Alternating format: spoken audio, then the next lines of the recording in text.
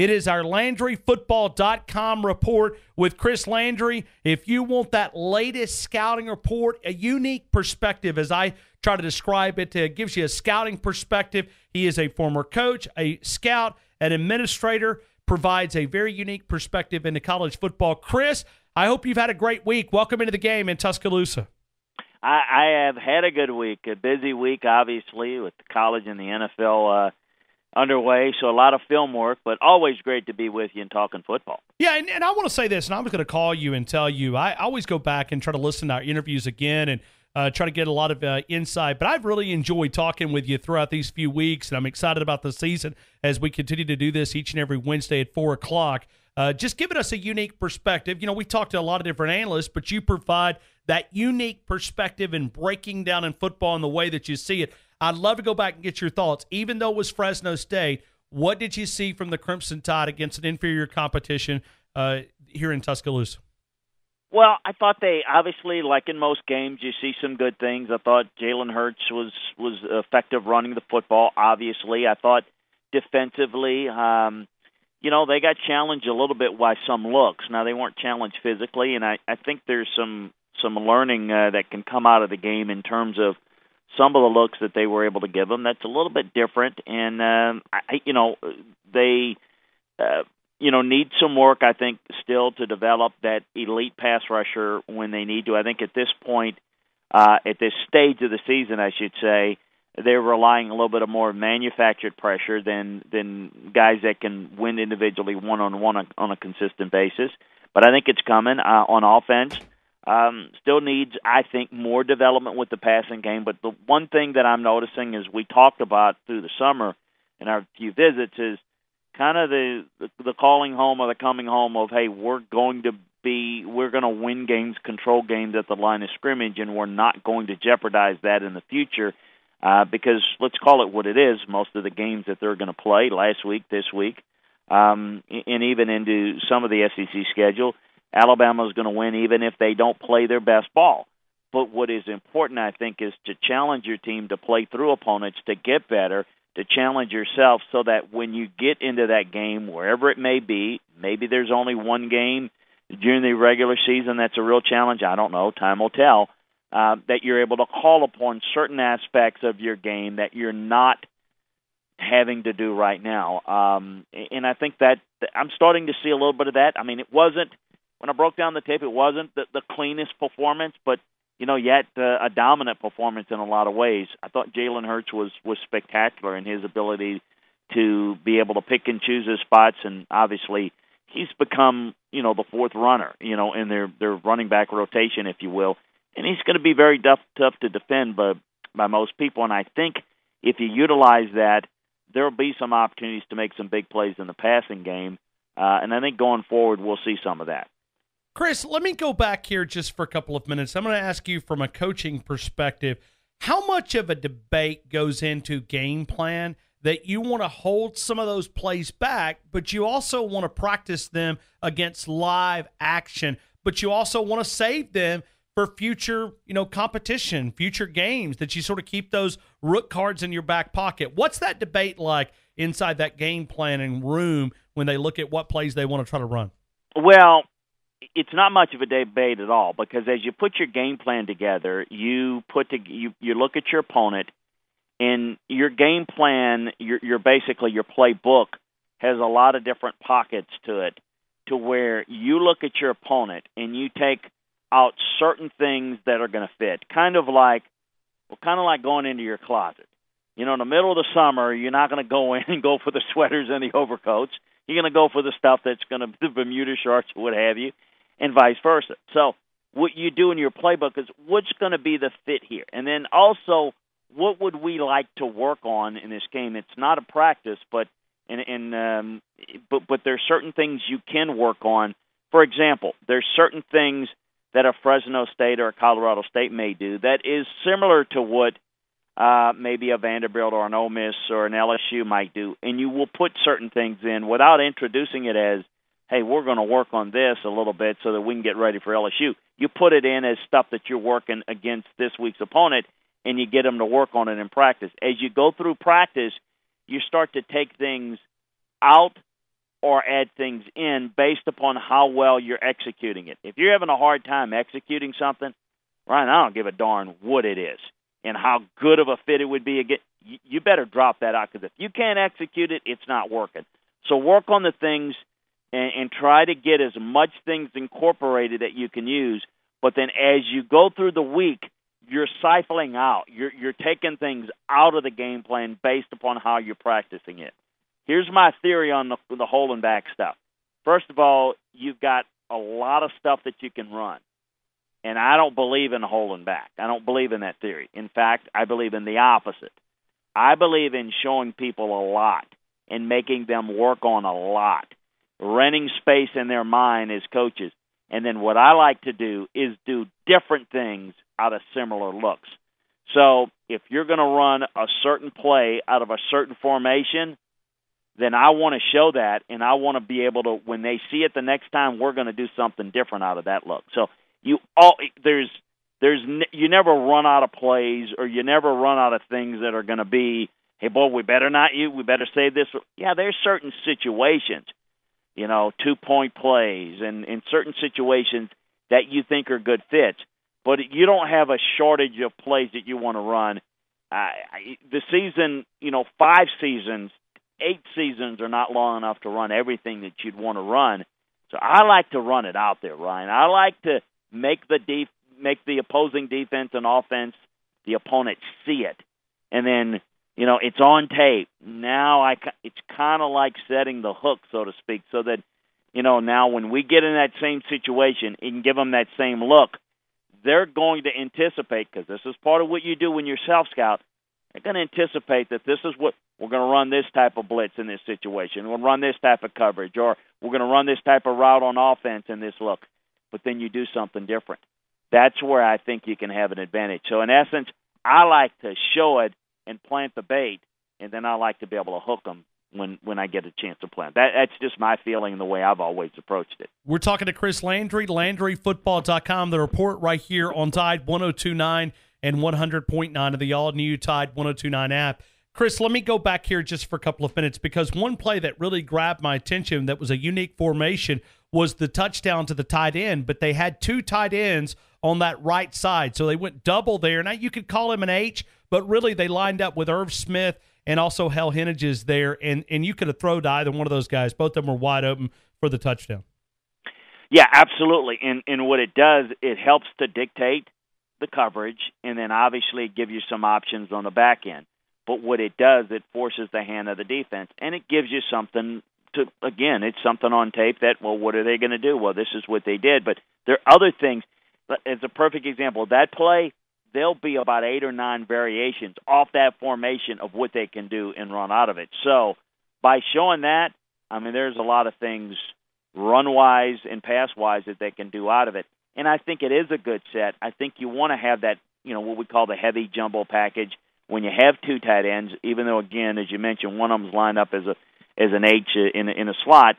You want to have that. I think that really helps you in the run game, and I think it also gets you into heavy personnel defensively. So that gives you a better option to be able to get one-on-ones on the other side for the receivers, and also it gives you some mismatches for the backs. And also, if you've got an H-back and an athletic guy that can beat coverage, again, you're forcing the defense out of that look to play heavy. If they don't and they play light and play coverage, then you can run out of it. So it gives you a lot of different flexibilities. Chris, let me go back here just for a couple of minutes. I know it was limited action, but what did you see from the backup quarterback, Tua Tagovailoa? Well, I thought he did a nice job. I think he's still learning. I think he's got the ability to throw the football. He's got a pretty quick release. Again,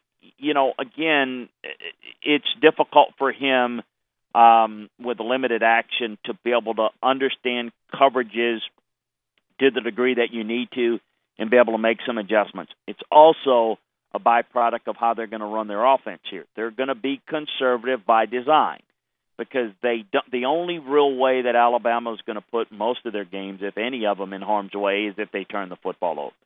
So it's going to be risk-averse any way you look at it. So it's going to be about protecting the football. And it wasn't always the case. Last year we saw it a few times to where it became a little risk-averse and it made it a little bit dicier. And and the football was not real happy about it, as we all know. I think it's part of a process as you bring young guys along is that, yeah, you want to give him some first-read options, some half-read options, and try to make good decisions with that, and then you build upon it there. You don't want to throw a lot at him, and then he can't become good at anything and not comfortable with anything, and you lose confidence, and then he doesn't know where to go. Just little things. It's like anything. Just give them a little bit on their plate, let them deal with it, and then kind of grow from there. But, the plan all along was to get him enough snaps in some of these games so that he can line up and play if they need him, because he's only one play away, as much as Jalen's going to take off and run. And listen, there's a chance that he goes down. They've got to be ready to win with Tua. Let me go back to this offensive line. Here in Tuscaloosa, they've taken a lot of criticism on that O-line. What'd you see up front? I know we've talked briefly about it, but anybody stand out with a good performance and maybe a player or two that you want to see more from? Well, as a unit, I want to see a little bit more against better competition. I thought they played very well. The best grades were against Florida State, where they really were challenged. I thought that they graded out well in production this past week, but not as good in terms of technique and assignment.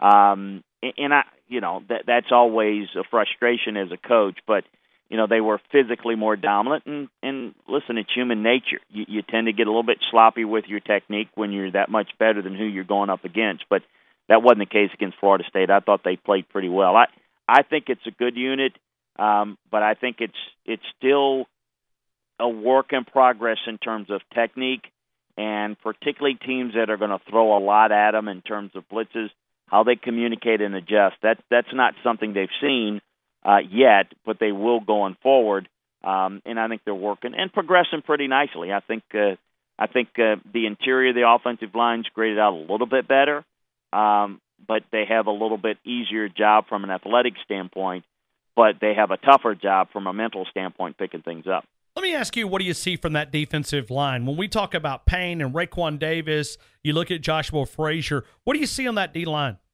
Lots of talent. Hand's a big-time player. Payne is a big-time talent. What I see is some guys that are getting their chance. They hadn't had a lot of reps. This defense needs a lot of reps, a lot of experience to do all the multitude of things that they're asked to do, pre-snap and understanding and making adjustments. But I see a lot of talent. Now, do I see the guy that can beat you one-on-one consistently and be the great singular pass rusher? No, but haven't seen it yet. But I think that as a group that they're a very solid unit that I think is improving a little bit each week. Last week, again, I thought they did a good job, Fresno State did, with some of their blocking schemes. It caused a little bit of a problem and hesitation, not physical problems, but caused them to hesitate because it was something they hadn't seen a whole lot. Where would you like to see this team do the biggest improvement in this final tune-up game before the SEC play? What's the area that you'd like to see? Well, I'd like to see a little bit more out of the passing game. I don't. I completely agree without putting the game in harm's way in any way. But I think that they're in a position to be able to work the passing game a little bit more, because I think at a point in time they may need it. And so I think that this is something that I think could be maybe utilized to improve that part of it.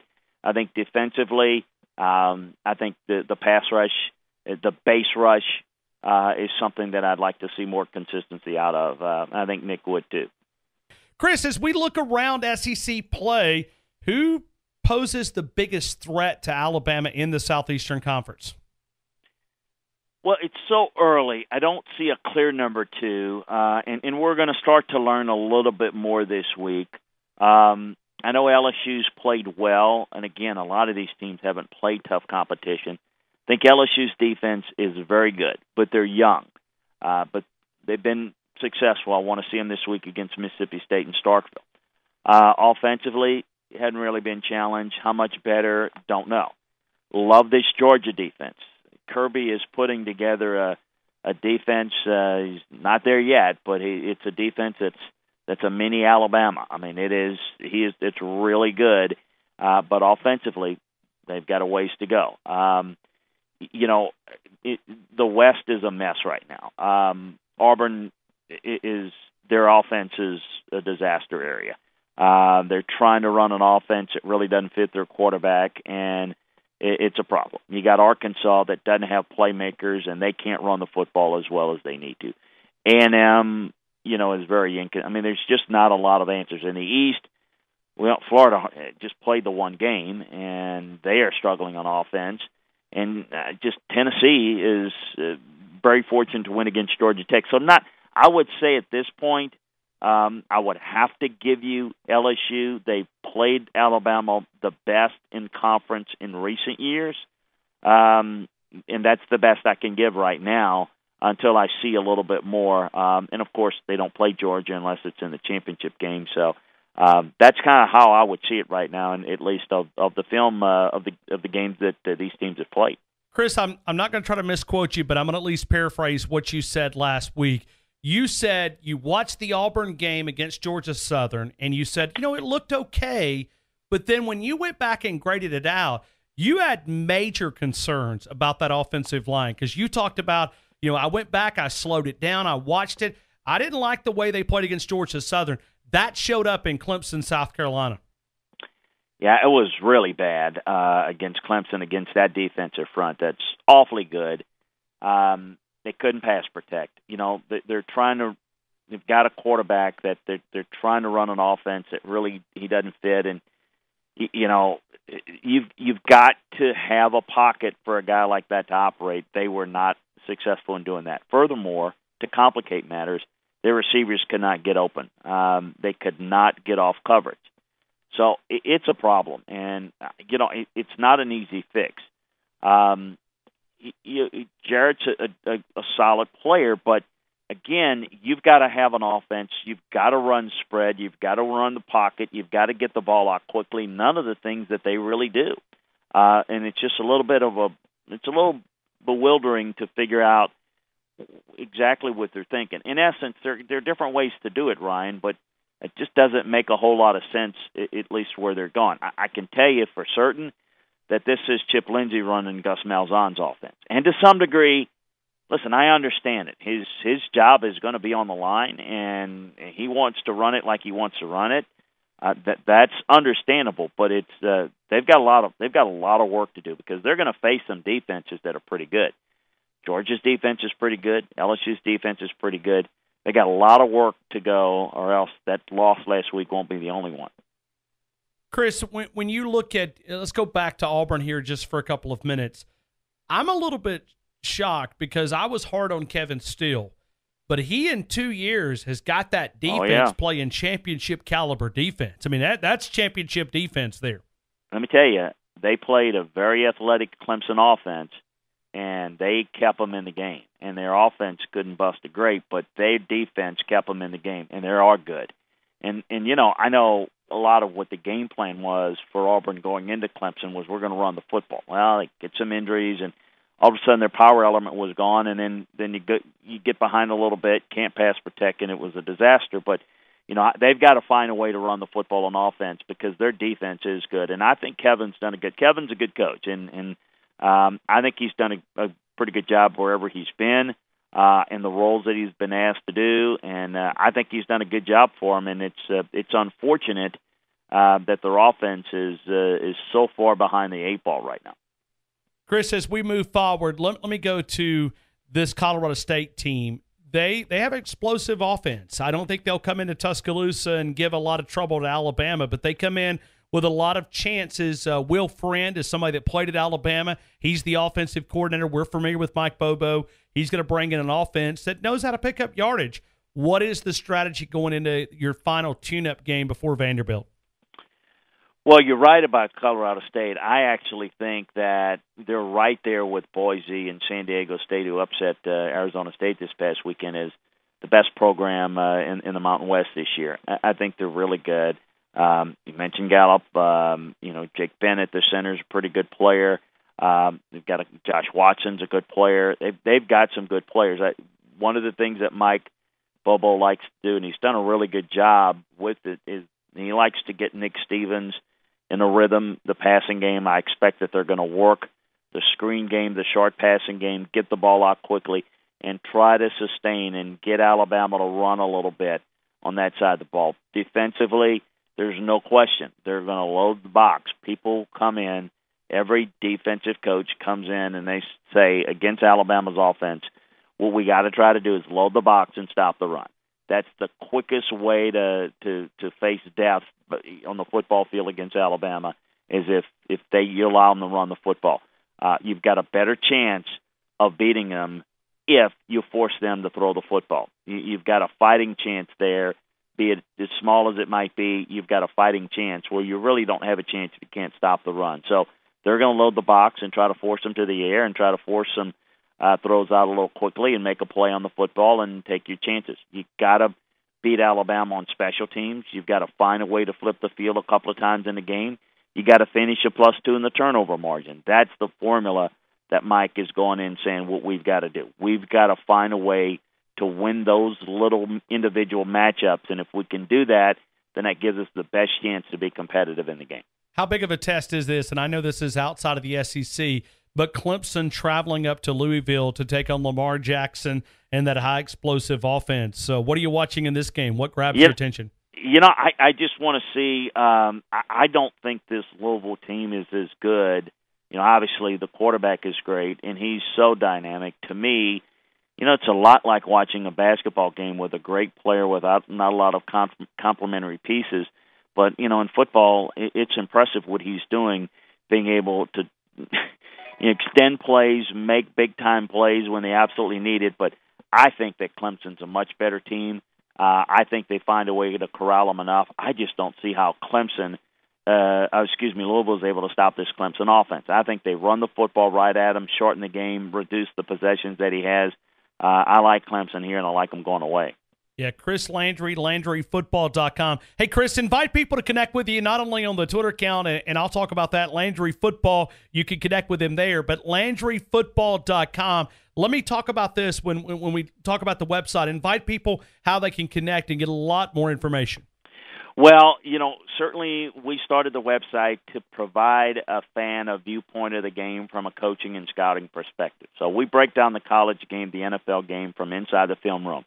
We tell you what happened, why it happened, explain it, preview the games from inside the film room, review it. So we'll take that down. We got the Alabama breakdown from this past week, and as we're going to put into how they're going to match up against Colorado State. Not just, hey, who's going to win the game. I think that is a foregone conclusion in a lot of these instances, but what they're looking to work on. Some of the things we've talked about, but in greater depth. So we do that with every team. So it's a great way to get inside the game and get a better feel for it from a coaching and scouting perspective. We talk about draft prospects and in the game, and all those things I think are very fun for a lot of our viewers. So check us out at LandryFootball.com. We're trying to do everything we can to help the victims of the floods in Florida and Texas. So it's a great opportunity to enrich your enjoyment of the football season, plus help those that are in need. LandryFootball.com. Chris, I always enjoy it. I'll talk to you next Wednesday. Thank you, sir. Thank you, Ryan.